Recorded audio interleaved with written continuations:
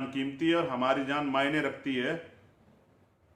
हमारा मान सम्मान मायने रखता है। इस देश में दलित समाज, पिछड़े समाज, आदिवासी समाज, मुसलमान समाज, अन्य धार्मिक अल्पसंख्यक समाज जो है वो मायने रखता है। और इस देश में हम बाबा साहब के संविधान में बराबर के अधिकार रखते हैं, गुलाम नहीं। अगर कानून जो है अपराधियों का संरक्षण करेगा तो सड़कें खाली नहीं रहेंगी, सड़कें सूनी नहीं रहेंगी, सड़कें लॉकडाउन में भी भरेंगी। इस देश के बहुजनों को कमर कस लेनी चाहिए। मैंने फिर कहा, मैं फिर दोहरा रहा हूं, दो ही चीजें हैं, क्या तो हम लोग कमजोर हो चुके हैं या फिर सरकार हमें कमजोर समझ। हमें राजनीति की चिंता नहीं है, लेकिन अगर हमारे लोगों की हत्याएं होंगी तो ये बर्दाश्त नहीं किया जाएगा। मेरी आखिरी चेतावनी है सरकार को, आप तैयार रहें, कमर कसें। आप बहुत हुआ अत्याचार और हम अत्याचार सहने के लिए पैदा नहीं हुए। जय भीम, जय भारत, जय संविधान।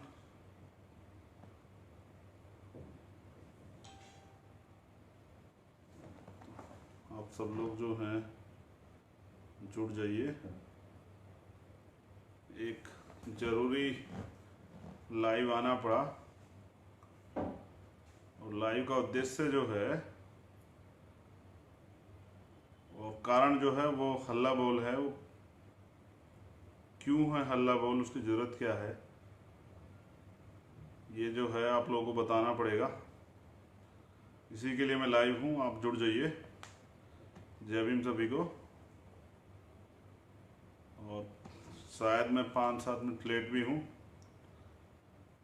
कम से कम अगर यहाँ की पुलिस से तो अच्छा हो ना, 5-7 मिनट ही लेट होता हूँ।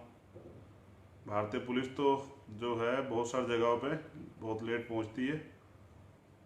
और जब जैसा आप देख भी रहे हैं, ये बात मैंने क्यों कही आप समझ में जाएंगे।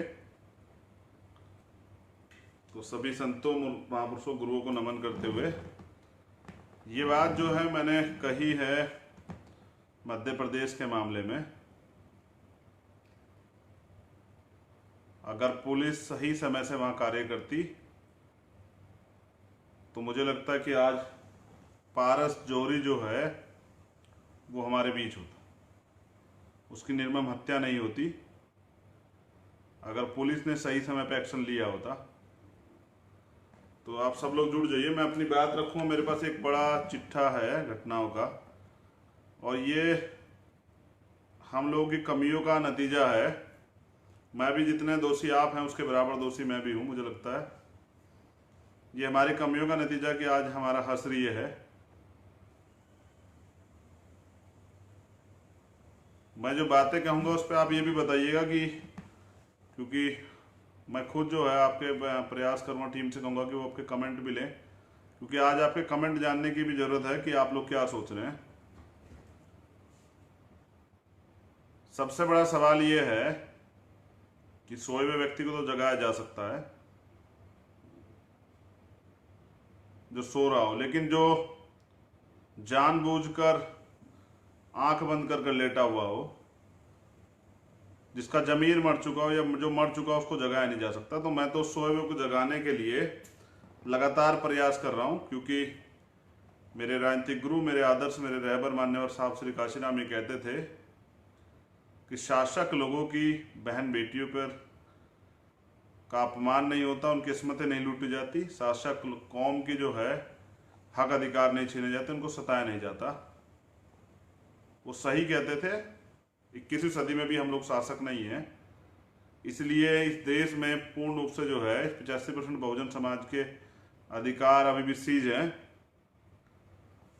कितनी घटनाएं हैं, पिछले 15 दिन की घटनाओं पे मैं एक जिक्र करना चाहता हूं उस देश के बहुजन समाज के लोगों से। 2-3 घटनाएं तो ऐसी हैं जो अंदर तक दिल को जला देती है। मैं जानना चाहता हूं, आप मुझे बताएं, क्या हम इस देश में सिर्फ मरने के लिए पैदा हुए हैं? क्या हमारी जान पशु के जान से भी ज्यादा जो है, पशु की जान भी हमसे ज्यादा कीमती है? हमारी जान की इतनी भी कीमत नहीं है, हमारी इतनी भी वैल्यू नहीं है? क्या हमारी जान इस देश में कहीं मायने रखती है या नहीं रखती है? क्या दलित पैदा होना कोई अपराध है? मैं बहुत सारी घटना पिछले 15-20 दिन की रखूंगा। लॉकडाउन हुआ, हमें लगा कि चलिए लॉकडाउन है, पूरा बंद है, सब लोग जो हैं अपने अपने घरों में सुरक्षित हैं, सुरक्षित रहने का प्रयास भी कर रहे हैं, लेकिन नहीं हुआ ऐसा। जाति एक बड़ी चीज है। प्रमाण ये है कि इस बीच में ही सैकड़ों हजारों की संख्या में घटनाएं होती हैं जिनका रोज हमें संज्ञान लेना पड़ता। कोई प्रदेश ऐसा नहीं, कोई सरकार ऐसी नहीं जहां पर ये सब चीजें ना हो रही हों। एक भी सरकार ऐसी नहीं है, एक भी प्रदेश ऐसा नहीं है जहां लॉकडाउन को हथियार ना बना लिया गया हो, लॉकडाउन को अपराधियों ने अपना सुरक्षा कवच ना मान लिया हो। क्योंकि हम लॉकडाउन में फंसे हुए हैं, लॉकडाउन की वजह से चुप हैं क्योंकि संविधान का पालन करते हैं और देश हित में कि कोरोना जैसी महामारी के समय जहां भाजपा के लोग रैलियां कर रहे हैं 144 करोड़ रुपए खर्च करके, वहां हम लोग अपने लोगों की सुरक्षा करें, किसी तरह से उनको समझाएं, जागरूक करें और उनके जीवन की सुरक्षा करें और उनको राशन मुहैया करा दें। हम इसका प्रयास कर रहे हैं। तो मैं अब शुरू करता हूं घटनाओं का जिक्र। एक लंबी लिस्ट है। शुरुआत आज जो है हम करेंगे पारस जौहरी से, जो एक भीम आर्मी का विभाग अध्यक्ष था। उसकी हत्या कर दी गई, निर्मम हत्या है, नौजवान था वो। मैं किसी भी कीमत पे किसी को, अपने किसी कार्यकर्ता की, पदाधिकारी की हत्या की इजाज़त नहीं देता हूँ। तो मध्य प्रदेश सरकार को हमारी टीम ने वहाँ चेता भी दिया है, अगर 24 घंटे के अंदर वो गिरफ्तारियां नहीं होंगी और अपराधियों को जेल नहीं भेजा जाएगा तो मध्य प्रदेश में अमेरिका की तरह आपको जो है बहुजनों का आक्रोश देखने को मिल सकता है। मध्य प्रदेश को एक प्रदेश व्यापी आंदोलन के लिए तैयार रहना चाहिए मध्य प्रदेश सरकार को। मैं किसी को इजाजत नहीं देता कि एक आम कार्यकर्ता की, एक आम बहुजन की भी जान कोई ले ले, लेकिन अगर भीम आर्मी के कार्यकर्ताओं पे हमला होगा तो उस प्रदेश के लिए ये बहुत ही खतरनाक साबित हो सकता है। ये आप अच्छी तरह जान लें, ये किसी सूरत में बर्दाश्त नहीं किया जाएगा। मैं मध्य प्रदेश की सभी टीम से कहना चाहता हूं वो तैयार रहें। अगर सरकार जरा सी लापरवाही बरते तो सरकार को बताए कि हम अपने दम पर जो है यहाँ पर हैं, किसी की रहबरी पे नहीं है, किसी के रहम पे नहीं है, किसी की अनुकंपा पे नहीं है, हम खुद अपने दम पे यहाँ हैं। इसलिए ये सरकार को खबर होनी चाहिए, भीम आर्मी की पहचान जो है, आंदोलन, वो बंद नहीं होना चाहिए। तो एक मामला है अरविंद बनसोड़ का, महाराष्ट्र से, जिसको पुलिस ने तुरंत जो है आत्महत्या का करार देकर जो है उस पर कार्रवाई, लेकिन पूरे महाराष्ट्र के लोग जानते हैं और लगातार उस पर संघर्ष भी कर रहे हैं। मैं महाराष्ट्र की टीम से भी कहना चाहता हूं कि हमारे हाथ पैर बंधे हुए नहीं हैं, हम सिर्फ संविधान की वजह से चुप हैं। तो महाराष्ट्र गवर्नमेंट से भी मैंने कल भी कहा था और मैं आज भी कह रहा हूं कि कमजोर समझ के आप इस तरह की सरकारी दबाव में कोई कार्रवाई ना करें, क्योंकि हम लोग जो हैं संविधान के सम्मान में चुप है, किसी सरकार के वजह से चुप नहीं है। और मुकदमे, जेलें तो एक क्रांतिकारी के लिए गहना होती है। बहुजन समाज में भीम आर्मी की और आजाद समाज पार्टी के नौजवानों को तो प्रबल इच्छा रहती है कब उनको मौका मिले जेल जाने का अपने समाज की लड़ाई के लिए। भीम आर्मी के नौजवान चोरी चकारी में, किसी अपराध में जेल नहीं जाते, अपने समाज की लड़ाई लड़ते हुए जेल जाते हैं और वो इससे नहीं घबराते, ये याद रहे सरकार को। अरविंद भी एक सामाजिक कार्यकर्ता था, उसके साथ विराट जगताप का मामला है जिसकी हत्या कर दी गई, और ये हत्या सिर्फ और सिर्फ जाति की वजह से की गई है। पूरी घटना महाराष्ट्र के लोग जानते हैं, अपराधियों को गिरफ्तार करके जेल भी भेजा गया है।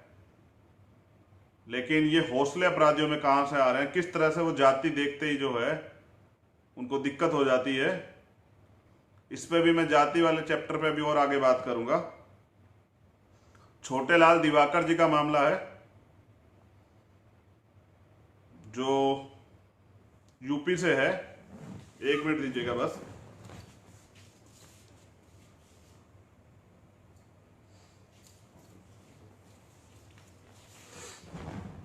छोटे लाल दिवाकर जी का मामला है जो यूपी से है, जहां मैं खुद जाने वाला था संभल में, लेकिन प्रशासन ने ये रिक्वेस्ट की, 2 दिन जो है प्रशासन ने घेराबंदी करी, नज़रबंद करके रखा मुझे घर पे, रिक्वेस्ट की कि हम उसमें त्वरित कार्रवाई करेंगे। मैंने लाइव आके आपको बताया भी था।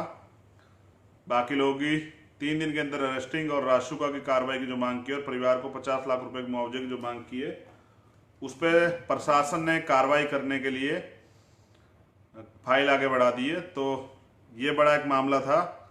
अमरोहा में मंदिर जाने पर जो है एक बच्चे की हत्या कर दी जाती है जो वाल्मीकि समाज से था।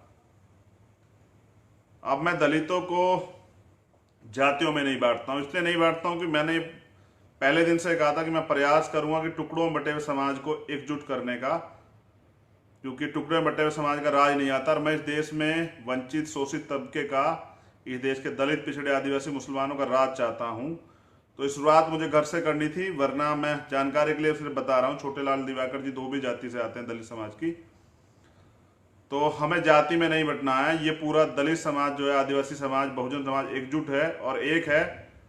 इसलिए मैं बार बार कहता हूं, लेकिन मैं इसलिए आपको बता रहा हूं क्योंकि इसी जातियों में बांट के हम पर राज किया गया अब तक, और हम ये गलती नहीं दोहराएंगे। तो आप ये जानकारी रखें। लखनऊ का एक मामला है जिस पे मैंने वीडियो पोस्ट किया, मुकदमा दर्ज हुआ है, 2 लोग गिरफ्तारी खबर भी आ रही है। उसमें मैंने 24 घंटे का समय दिया है। ये यूपी है, गुजरात की तरह यहाँ ऊना कांड दोबारा नहीं दोहराया जाएगा। याद रखिए, हम सिर्फ संविधान के सम्मान में चुप हैं, ये भी मैंने जो है बताया है। लेकिन लॉकडाउन को जुल्म का हथियार ना बना जाए, अपराधियों को संरक्षण देने का हथियार ना बना जाए, ये याद रखे सरकार। मुरादाबाद का मामला है, दलित समाज के ही 2 लोग, पिता पुत्र को जो है ईंटों से पीट पीट के हत्या कर दी गई है। भीम आर्मी की टीम वहां लगातार काम कर रही थी और गई भी थी। एक मामला अगर आपके याद हो, मैं दोहरा देता हूं। एक दलित समाज की बहन को, नौजवान बहन को, उसके परिवार को पीटा गया सरेआम, एक वीडियो भी आपने देखी होगी। उसका दोष ये था कि वो सार्वजनिक रूप से पानी ले आई थी कुएं से, तालाब से, तो इसलिए उसको पीटा गया। ये कायराना हरकत है। मैं एसी की कुर्सियों, एसी के कमरों में बैठने के लिए, अब नौजवानों को राजनीति करने के लिए नहीं लेके आया हूं। ये जो कायरता हरकत आप करते हैं हमारी माताओं बहनों के साथ, ये याद रखें कि ये लॉकडाउन है, वरना मैं बहुत जल्द पहुंचकर वहां बताता कि ऐसे अपराधियों को क्या सजा दी जाती है। कानून अपना काम सही तरह से करे तो बहुत अच्छी बात है, लेकिन भीम आर्मी भी अपना काम जानती है। मंदिर में पूजा के प्रवेश को लेके जो है एक दलित युवक की हत्या की गई है लखनऊ में। जौनपुर में निषाद समाज के एक बच्चे को तो ये भी एक मामला बड़ा था। ये आप समझिए, ये सारे लॉकडाउन के मामले बता रहा हूं, और मैं बता भी रहा हूं कि सिर्फ पिछले 15-20 दिन के मामले ले रहा हूं। तो आप समझिए कितने मामले हैं। विक्रम संतोष का मामला है बिहार का ये एक जो है, एक और मामला है बिहार का ही। भोजपुर का गैंगरेप कांड है, गाजीपुर का गैंगरेप का मामला है। तो तमाम मामले बिहार से हैं। लगातार जो है अभी पासवान समाज के एक जो चौकीदार थे, उनकी हत्या की गई है। तो आप समझिए कितने लगातार मामले जो हैं चल रहे हैं। और जरूरी बात यह है कि मॉब लिंचिंग के मामले भी बिहार में बहुत आ रहे हैं। एक बिहार में एक मुस्लिम बच्ची का जो 13 साल की थी, उसका जो है, उसका मामला भी हमारी टीम ने उठाया है। उसका 2 लोगों ने दुष्कर्म किया है। तो ये सभी मामले मैं आपको बता रहा था, मगर मैं अब एक जो जरूरी बात करना चाहता हूँ वो ये है, ये मैंने क्यों गिनवाए हैं आप सब लोग, क्योंकि इतने अत्याचार के बाद भी हम लोग चुप हैं और अपराधी लॉकडाउन को हथियार समझ बैठे हैं, अपना सुरक्षा कवच समझ बैठे हैं। जब अमेरिका में आंदोलन हो सकता है तो इस देश में भी आंदोलन हो सकता है। कोरोना वहां पर भी है, कोरोना यहाँ पर भी है। तो आप लोग कमर कसें, जुल्म की एक इंतहा होती है और वो अब बर्दाश्त नहीं की जाएगी। लॉकडाउन की आड़ में संत गुरु रविदास जी महाराज के हरिद्वार में मूर्ति खंडित कर दी जाती है। सुप्रीम कोर्ट के कुछ फैसले आपको बता रहा हूं। जैसे एक फैसला आज आया है, उसमें कहा गया है कि SC/ST एक्ट को लगाने की कुछ सीमाएं बताई गई। उसमें कहा है कि अगर अपराधी को पहले से ना पता हो कि ये किस जाति का है तो उसमें SC/ST एक्ट नहीं लगेगी। मैं पूछना चाहता हूँ कॉलेजियम से तैयार हुए जजों से, श्रीमान आप ये बताएं, लोग यहाँ हत्या करके अपराध छिपाने के लिए पूरे गवाह तक की हत्या करा देते हैं, उनको जो है पहले तो FIR लिखने पे दबाव बनाते हैं, फिर मुकदमा लिखने के बाद तरह तरह की धमकियां देते हैं। जैसे संभल वाले मामले में पीड़ित परिवार को धमकियां दी जा रही थी। जैसे अभी एक यहाँ पर हरियाणा में एक मामला हुआ है, घर में घुस के पिटाई गई और फिर वापस जाके धमकियां दे रहे हैं लगातार। तो श्रीमान आप ये बताएं कि जब इतना जो है दबाव बनाया जाता है, फिर शासन प्रशासन सरकार द्वारा दबाव बनाया जाता है, कोई अपराधी कबूल करेगा? जहां दुष्कर्म के बाद जो है अपराध से बचने के लिए, सजा से बचने के लिए पीड़िता की हत्या कर दी जाती है, उसको जिंदा जला दिया जाता है, उस देश में जहां इतनी छोटी मानसिकता के लोग रहते हैं, जहां मैंने बताया लॉकडाउन की आड़ में इतने हमले हुए हैं, आप ये मान सकते हैं कि कोई ये बताएगा कि उसको नहीं पहले से पता था कि अब ये किस जाति की, ये किस जाति का व्यक्ति है जिसके साथ अपराध हो रहा है? कौन कबूल करे? कोई अपराध करके कबूल करता है कि मुझे पता था नहीं पता था?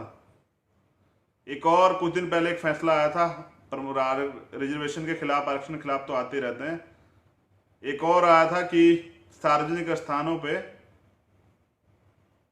SC/ST एक्ट नहीं लगेगी। तो मुझे आप ये, सार्वजनिक स्थानों पे सिर्फ SC/ST एक्ट लगेगी, मुझे आप ये बताइए कि जब किसी को बंद कमरे में किसी का रेप किया जाएगा, किसी की हत्या की जाएगी, किसी को अपमानित किया जाएगा, किसी अधिकारी कर्मचारी को अपमानित किया जाएगा, किसी की मूंछ काटी जाएगी, किसी के बाल काटे जाएंगे, जैसे लखनऊ में घुमाया गया ऐसे घुमाया जाएगा, बंद कमरे में अगर अपराध होगा तो वहां SC/ST एक्ट नहीं लगेगी। आप हमें समझाना क्या चाहते हैं? आप बहुत ज्ञानवान हैं या सत्ता के इशारे पे अपनी जो पॉलिसी है इस देश में दलित समाज के अधिकार को खत्म करने की, उसको आप लागू करना चाहते हैं? मुझे ऐसा लगता है कि जिस तरह का हस्तक्षेप सुप्रीम कोर्ट और हाई कोर्ट में सरकार के लोगों का देखने का मिल रहा है, उनकी नीतियों को लागू करने का मिल रहा है, तो इस देश के बहुजनों को कमर कस लेनी चाहिए। मैंने फिर कहा, मैं फिर दोहरा रहा हूं, दो ही चीजें हैं, क्या तो हम लोग कमजोर हो चुके हैं या फिर सरकार हमें कमजोर समझ बैठी है। ना हम कमजोर है, ना सरकार को ये गलतफहमी ना हो तो दूर कर लें। पहले भी हमने जो है 2 अप्रैल जैसे आंदोलन किए और आने वाले समय में भी ऐसे बड़े आंदोलन हो सकते हैं। अगर लॉकडाउन को बहुजनों पे अत्याचार करने का हथियार बना जाएगा तो याद रहे कि इस देश के बहुजन समाज के लोग कमजोर नहीं हैं।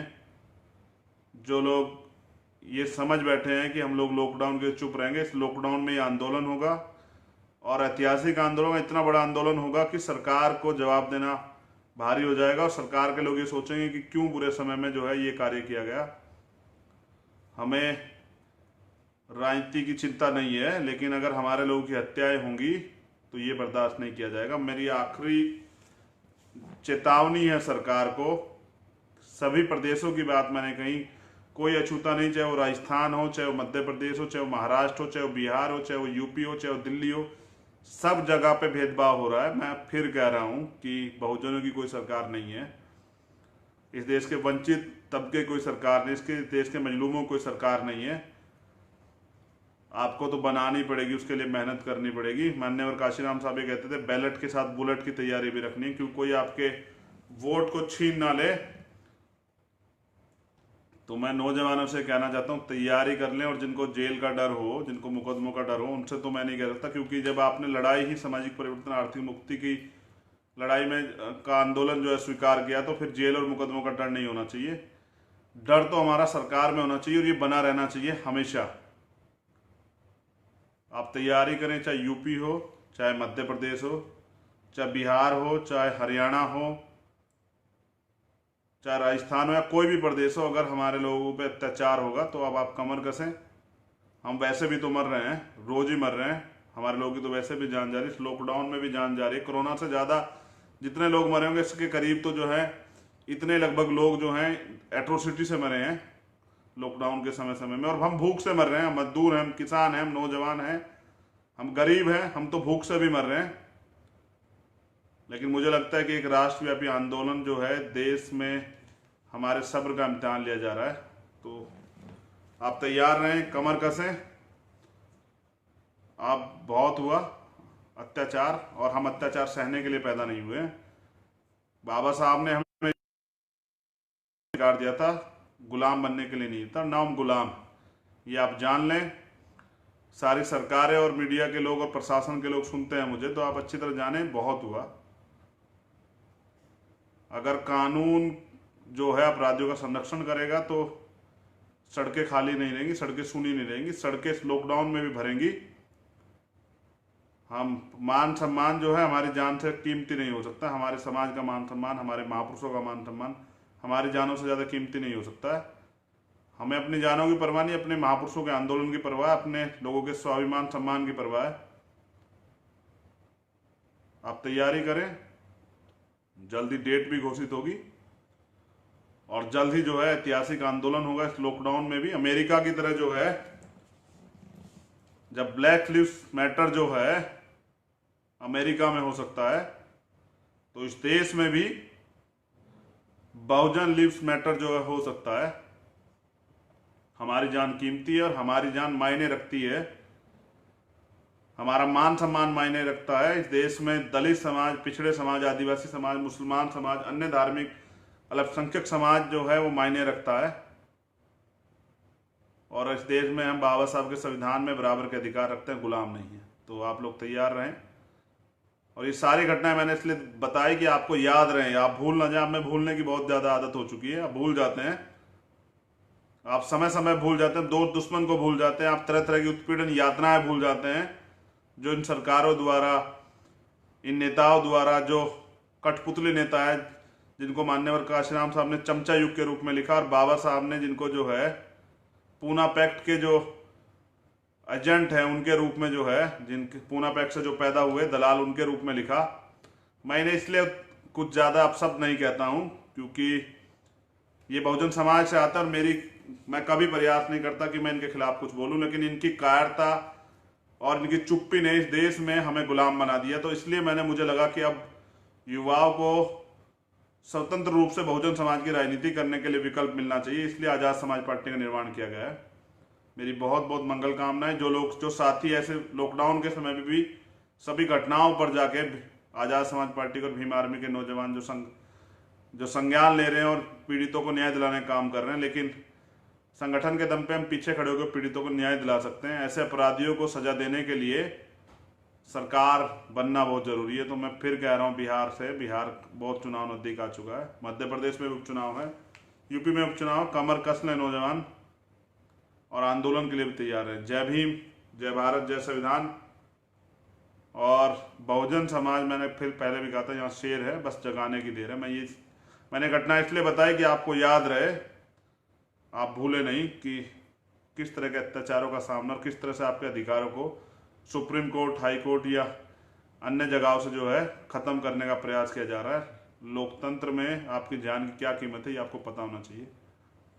बहुत चिल्लाते रहे आप लोग, कुछ नहीं हो रहा है, बस एक एक करके सबका नंबर आ रहा है। प्रयास करेंगे कि अब ये नंबर रोका जाए। जय भीम।